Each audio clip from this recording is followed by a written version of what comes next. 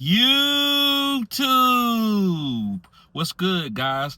It's your boy TD, and I'm back again with another video from Fantasy Good Sports, guys. And today's video is going to be on trade targets. I got 15 guys that I think that if you need to make a trade, these are the guys that I'm aiming for. So yesterday I did a live, and a lot of you was like, well, TD, who should I trade this guy for? Well, TD, who should I trade this guy for? Well, TD, what about this guy? Who is a good guy to trade for this guy? I got 15 guys. These are the 15. I went through every single roster and guys that I thought could really help you. So here's my guys, and this is my trade list if you want to acquire a player that I think can give you some upside. So guys, make sure you hit the like button and subscribe to this channel. This is cutting edge content. I said what I said. This is cutting edge content, guys. And before we get started, the reason why this is cutting edge content, guys, I beat to my own drum, right? No consensus here. I'm just picking plays that I observed throughout the early in the summer from year to year that I think can have a breakout season. So let's begin, guys. And make sure you become a member of the channel, guys. If you want to get content early, if you want to get your questions answered in a priority or anything like that, guys, make sure you show support to the channel. So let's start with my number 15 player. And my number 15 player is going to be Omari Hampton from the Los Angeles Chargers. I told y'all all season long, before we got to the regular season, to not draft these rookie running backs and depend on them early. It could hurt your team. If you get down 1-3, you could be done because you're waiting on this rookie running back. And guess what's going to happen? One of these guys that has a really good team that's 4-1, he's going to try to buy Omari Hampton from you, from a really good player, that's a solid player, that's like, yeah, well, this player helped me out. And then you go get that player, and now your team is nothing.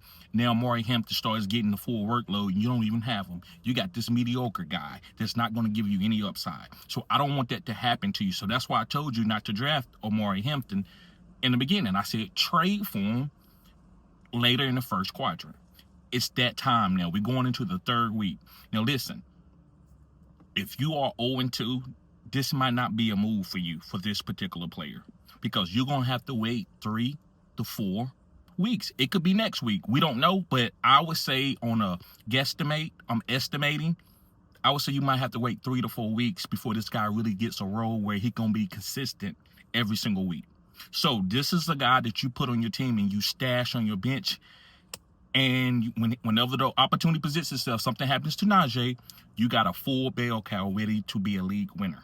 So that's what Omari Hampton is. So if you have a player and you want to go get a running back and you're not using that player, but he's producing, you don't really need him. He's not helping your team because you can't get him into the lineup and you need an RB.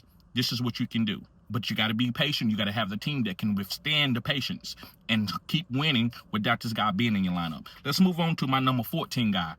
And my number 14 guy is going to be another rookie running back, and it's going to be R.J. Harvey from the Denver Broncos. Now, I've already told you what I said about the rookie running backs, and I said the same thing about R.J. Harvey. R.J. Harvey was on my top 5 list running backs, so was Omari Hampton. But let me tell you about R.J. Harvey. Right now, R.J. Harvey is coming in smooth, right? He's not being force-fed all the carries and all the targets for this team. That's why they brought J.K. Dobbins in. They didn't have to bring J.K. Dobbins in, but they wanted to bring in a vet so these players can watch how they prepare.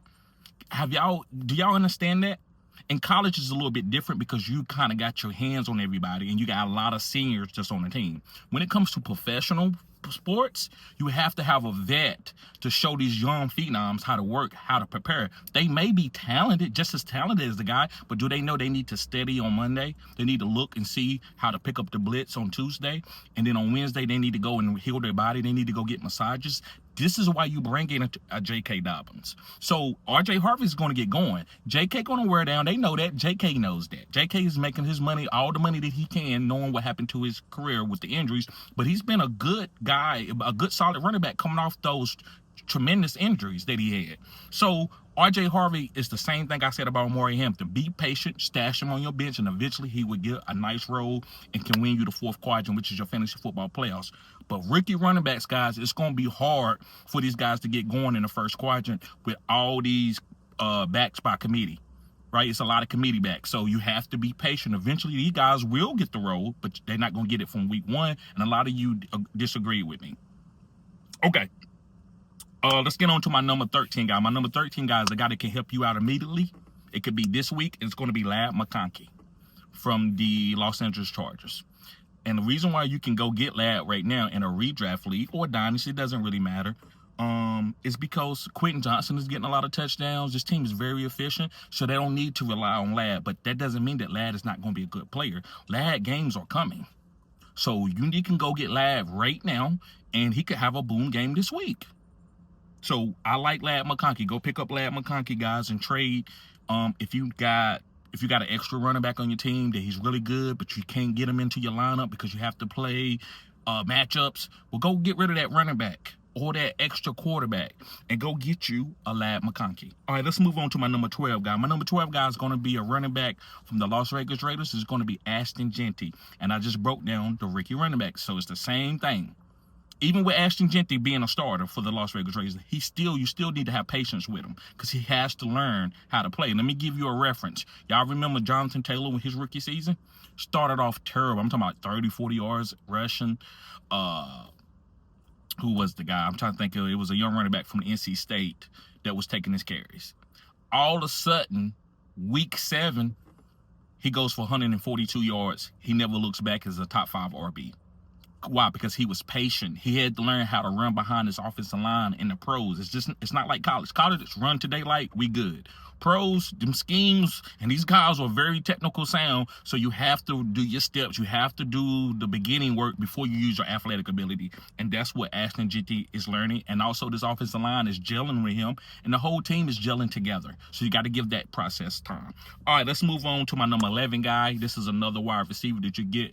He's from the Houston Texans, and you can get this guy, and he can help you immediately. It's going to be Nico Collins. Yes, Nico Collins. I would go and try to trade for Nico Collins. Why? Because I like his trajectory to targets. It's nobody else. Even with Christian Kirk coming back, they may help Nico.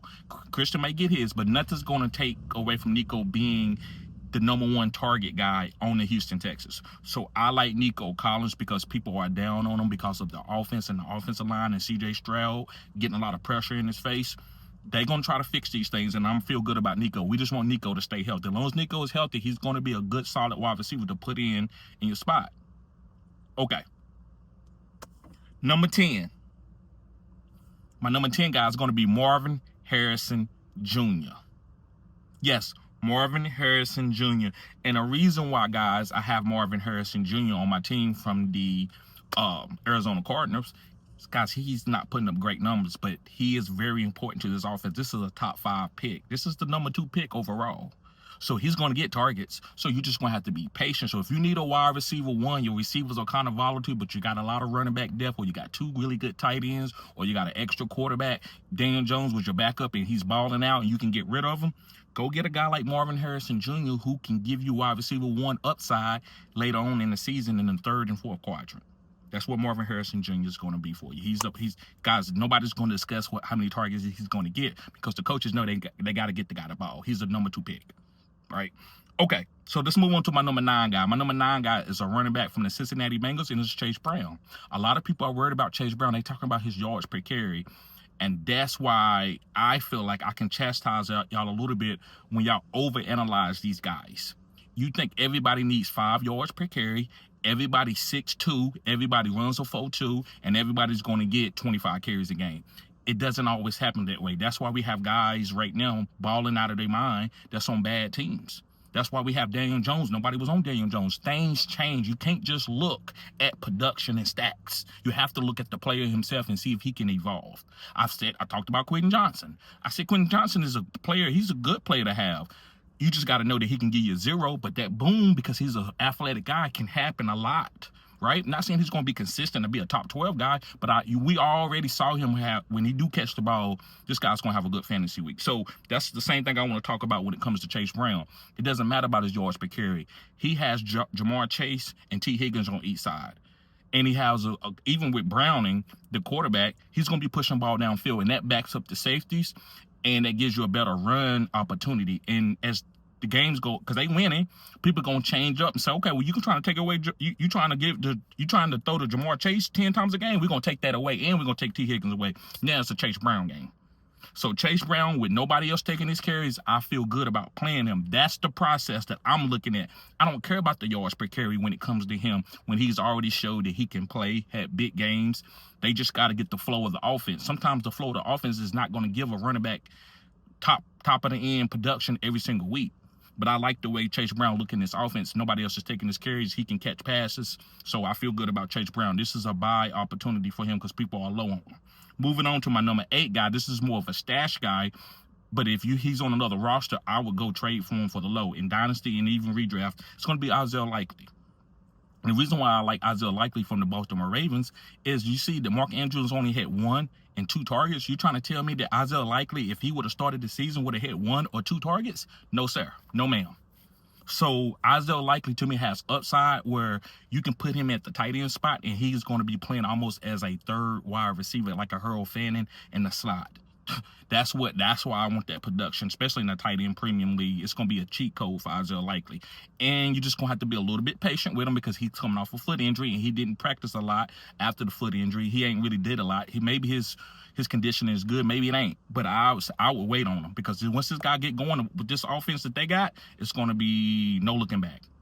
All right, let's move on to number 7. This is more of a Ricky. He could be on the waivers, probably not. But if you could go get him right now because people are just picking him up off waivers and he doesn't have a real true role, but I think it could be tremendous. And I'm late to the party. It's a lot of guys that told me from my channel, subscribers, that said, this guy's going to be good, TD. And I was like, I ain't even looked at it. I don't even know who he is. I can't scout everybody. It's impossible. So when these guys come and they start balling, I get like the consensus and I address it then. But it's very few players that I don't address and I wait for the consensus to tell me. Very few. And this guy's going to be Alec Maynor. I'm sorry if I'm killing his name. It's the rookie wide receiver from the Titans, the one that had a really good game against Travis Hunter in college when Stanford beat them. So I don't believe in Calvin Ridley at all. Calvin Ridley's not on my roster, and I'm gonna do another video and let y'all know, guys, that I do not support. And if you ask me about these guys, I'll give you a vacuum question. But if you got them, that's your baggage. So I'm gonna stop like trying to. These Justin Fields and stuff. I never told nobody to draft no Justin Fields.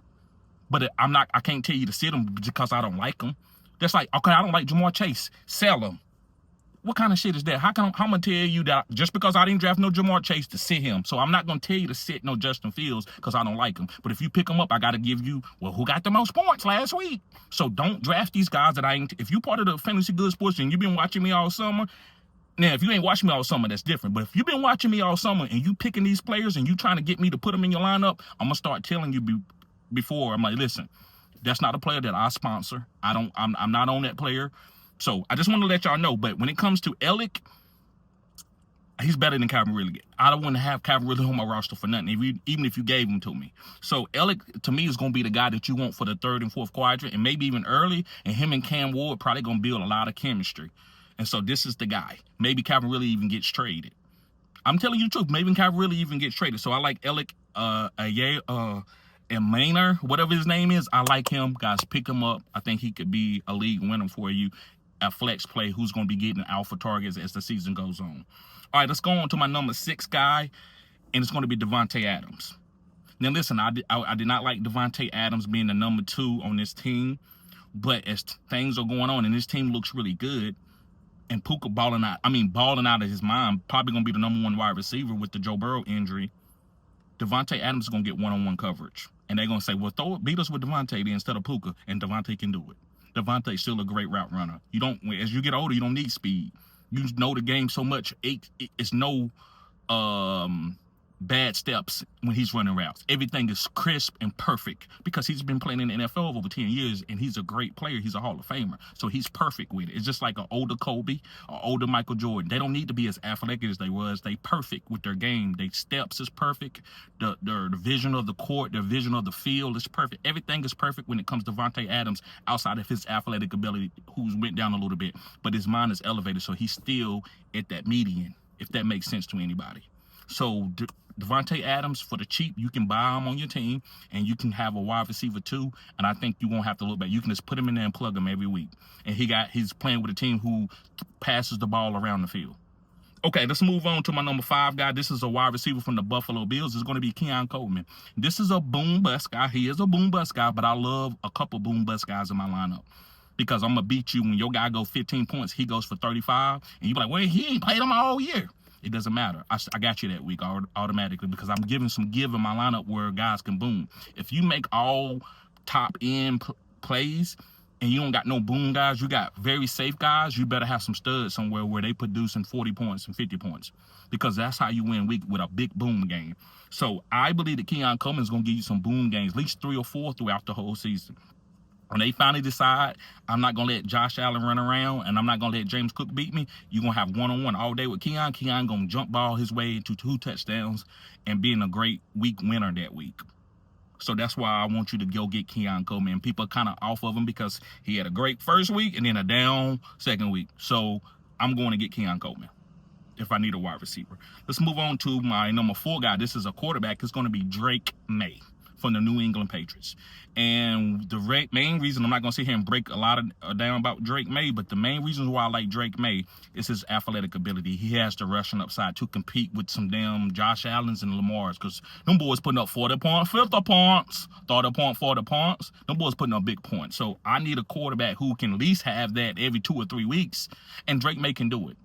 And he's only getting better. His passing is getting better. The weapons are better.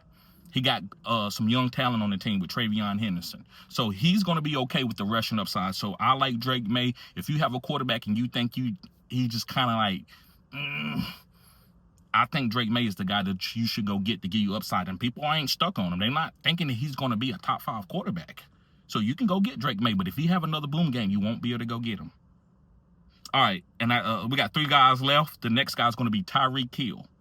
Yes, guys, Tyreek Hill. And the reason why I believe Tyreek Hill is a trade target, this offense looks basic now. And I mean basic, at least you are getting Tyreek 7 or 8 targets. Okay, it makes sense now. Even though he ain't having 180-yard games, 110, 90 yards, maybe 1 TD, 6, 7 catches, we can deal with that with Tyreek. And that's what he's going to have as a floor now. I think at least Tua has learned how, at least I can get the ball out to him here and have a couple passes here. That's all we want for fantasy. We ain't trying to get him to win no games. So I think Tyreek Hill, this is a buy opportunity. People think he's going to get suspended. They just worried about Tyreek. So go get that. Go get those people who's worrying and take that player from them. All right, let's move on to my number 2 player. My number 2 player is a rookie running back from the New England Patriots. It's going to be Travion Henderson. Yes, I'm still on that. And I was wrong. This is the video to talk about it. I was wrong talking about that he was going to be my boom player of the week. He didn't boom. But that doesn't take me off of it. So I was wrong, guys. I apologize to guys that played him over guys that boomed. I'm wrong for that one. That's one of my marks for this year already with stars and sits. Stars and sits. I'm not going to sit here and tell you that I'm the greatest stars and sits, guys. You know why? Because I don't need to do stars and sits. My players are already there. I don't have no I don't have no deep bench or anything like that. I just have my studs and I have a few guys on the bench and I'm playing my guys every single week. So with Travion Henderson, guys, you still got to go get him. You should be ecstatic that he had a bad game, especially if you need a running back or you got room on your team to try to stash to get ready for the 3rd and 4th quadrant. Go get Travion Henderson. This could be a league winner. I'm still on that. He can still be a league winner. Okay, let's move on, guys, to my number 1 guy, and this is a wide receiver from the Detroit Lions, and it's Jameson Williams. And I'm not going to lie, I was nervous. First half, I'm like, he don't even got a catch. I was like, oh, my God, this might be the biggest bust. This might be the worst player. This might be Daniel Jones 2.0. And then he went off the second half and had 20-some points with big plays. That's why I got Jameson. So I had to tell myself, see, there you go. But I was worried. It was first half. I'm like, no targets? At least 2 targets for 5 yards or something. He had nothing. But listen, Jameson Williams, guys, is going to be special. He's going to have, especially when they playing against the Baltimore Ravens and they need big plays. I love Jameson Williams. So I'm going to go ahead and cheat right now. If you still watching this video, Jameson Williams is what is going to be one of my stars of the week. Jameson Williams is going to be one of my starter of the week. Guys, I love Jameson Williams. He's one of the most explosive players, but he had almost 0 points the first week, so people don't know about that. They could be worried about Jared Goff. It's an outside game going against Baltimore. You can go get Jameson Williams. So, guys, thank y'all for tuning in to Fantasy Good Sports. Make sure you become a member of the channel. That's how you support the channel. Also, guys, you get perks. If you see me skipping your questions in the comments and coming back to it later, it's because you're not a member. So when you're a member of the channel, you get your videos for an hour before everybody else get it. I'm gonna do some lives where only you gonna be able to comment. So if you ain't a member, you're not gonna be able to comment on a video, or you're not gonna be able to come into the live and comment. So I got some only members lives and videos just coming for y'all. And if you're a member, you can recommend a video, and I do the video. I can do it for you personally, or I can just do it for you regular. But if you got to be a phenom member to get it personal. But if you want me to release a video, I will take your advice if you are at any tier of a member on my channel. So guys, y'all be safe. See y'all later. Peace.